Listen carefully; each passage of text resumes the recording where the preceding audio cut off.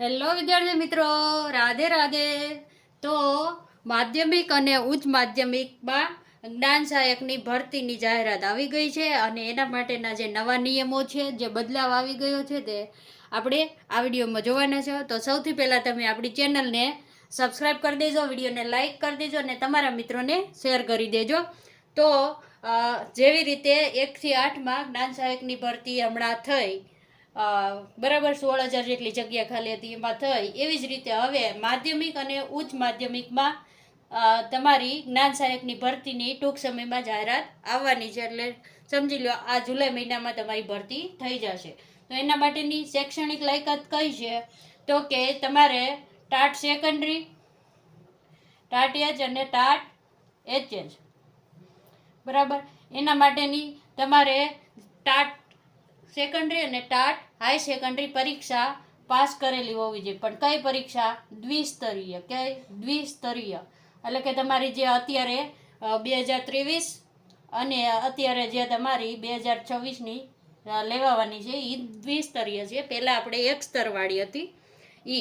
તો સૌથી પહેલાં શૈક્ષણિક લાયકાતમાં તમે આ પાસ હોય અને બીએડ અથવા તો MA બીએડ હોય તો તમે જ્ઞાન સહાયકમાં ફોર્મ ભરી શકશો.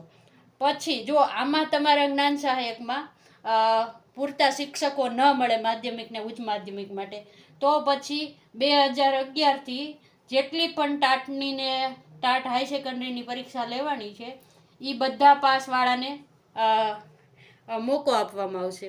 અને જો આનાથી પણ નહીં ભરાય ને મિત્રો, તો પછી પરિપત્ર જે નવો જાહેર થયો છે એમાં ચોખ્ખું લખેલું છે, તો તમારી જે લાયકાત હોય છે એના છેલ્લા વર્ષના માર્ક ગણવામાં આવશે. છેલ્લા વર્ષના, ટૂંકમાં તમે સમજી લો કે તમારે માધ્યમિકમાં ભરવું હોય તો તમારે બીએડના માર્ક ગણાશે, અને જો તમારે ઉચ્ચ માધ્યમિકમાં ભરવું હોય તો તમે MA કરીને પછી બીએડના છેલ્લા વર્ષમાં જે માર્ક હોય એ ગણાશે. અને એના આધારે તમારું મેરિટ બહાર પાડવામાં આવશે. પણ મેરિટ કેવું બહાર પડશે? અલગ અલગ. એ રીતે તમારી ભરતી કરવામાં આવશે. અને હવે તમને એમ થશે કે વય મર્યાદા કેટલી હોય? તમારે જ્ઞાન સહાયક બનવું હોય તો તમે કેટલા વર્ષના હોય તો તમને નોકરી મળી શકે? તો આમાં જે પહેલાં 40 વર્ષ ઉંમર મર્યાદા હતી ને, આ વખતે એ વધારી દીધી છે. તો જો તમારે ટાટ પાસ હોય અને તમારે સેકન્ડરી એટલે કે 9-10માં જોબ જોતી હોય તો તમારી ઉંમર મર્યાદા 48 વર્ષ હશે, તો તમે ભરી શકશો. અને તમારે 11-12માં નોકરી જોતી છે, કેમાં 11-12માં, તો તમે 50 વર્ષના હોય ત્યાં સુધી ફોર્મ ભરી શકો છો.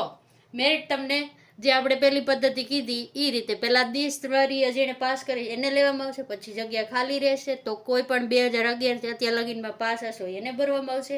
અને તેમ છતાં જો જગ્યા નહીં ભરાય તો પછી તમારી જે લાયકાત છે એના છેલ્લા વર્ષના પ્રમાણે મેરિટ તૈયાર કરવામાં આવશે. હવે તમને એમ થશે તો આમાં પગાર કેટલો હોય? તો કે જ્ઞાન સહાયકમાં તમે માધ્યમિકમાં લાગો ને તો તમને 24,000 પગાર દે. કેટલો દેશે? 24,000.